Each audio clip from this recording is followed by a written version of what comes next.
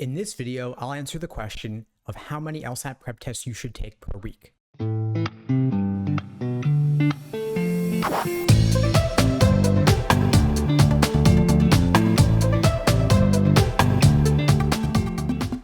Hey, what's up everybody? Steve Schwartz here from LSAT Unplugged, joining you today to answer the common question I get from students about how many LSAT prep tests you should take per week. Before I get into it, a little bit about LSAT Unplugged. We offer live online classes via Zoom, on-demand video courses, small group coaching, and one-on-one coaching. Check out the links below this video to find out more and to book a call with me and my team. We'd love to help you out. So students are always asking me, how many LSAT prep tests should I take per week? How should I structure my LSAT study plan?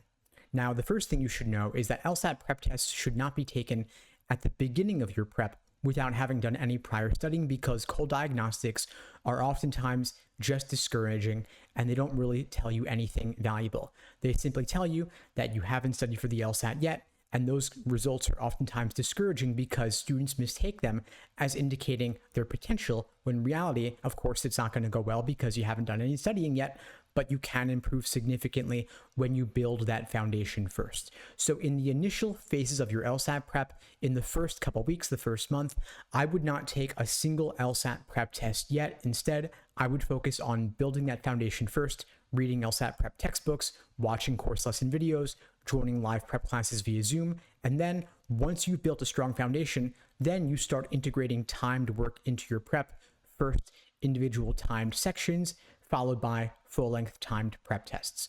Once you are in the phase where you're ready to move on from pacing with individual sections to endurance and exams with full-length timed prep tests, I would typically recommend one timed exam per week, assuming that you have other obligations like work, school, and family. If you have no other obligations, then I might recommend 2 timed exams per week, but of course, you also want to allow sufficient time for detailed, in-depth review of the questions that you complete. For every single question you get wrong, and for every single question that you have difficulty with, I have a framework that I have all my students use called the Socratic Review Method. It asks you a series of guiding questions to help you drill down into exactly what gave you trouble regarding a given LSAT question, to help you extract the key takeaways that will allow you to study more effectively on your own in between your live classes or in between your one-on-one LSAT coaching sessions, depending, of course, on what kind of support you're getting with your LSAT prep. If you're looking for more guidance on how to structure your LSAT study schedule and how to engage in that Socratic review method I mentioned, check out my book, Mastering the LSAT, available at lsatmasterybook.com.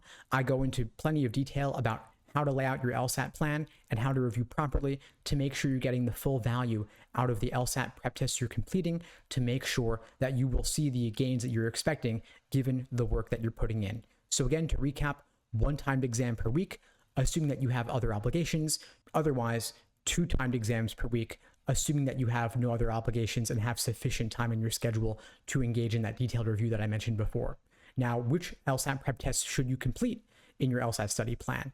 If you're taking the LSAT 2 to 3 months from now, I recommend focusing on the newest 20 or so exams. I want to make sure, of course, that you will have sufficient time to do all of the newest exams before test day. We currently have 93 numbered exams available through LSAC's Law Hub Advantage, so I'd focus on exam 74 all the way up to 93, starting with the older and working your way up towards the newer. If you have more than 3 months available, say you have 4 or 5 months to study, I might recommend focusing on the newest 30 to 35 exams. And if you have more than 4 to 5 months, you might work on the newer half of exams from exam 50 or so all the way up to exam 93. Of course, there are a handful of unnumbered exams as well, like Super Prep C, Super Prep C2, and those are available in LSAC's Law Hub as well. Again, the idea being that you work from older to newer, and of course, while the LSAT prep tests inside Law Hub will have 4 sections, on test day, you'll only have 3 scored sections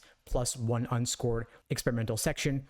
Don't always make logical reasoning your experimental section, mix it up. Sometimes games, sometimes reading comp as well, since of course you never know what you'll experience on test day itself.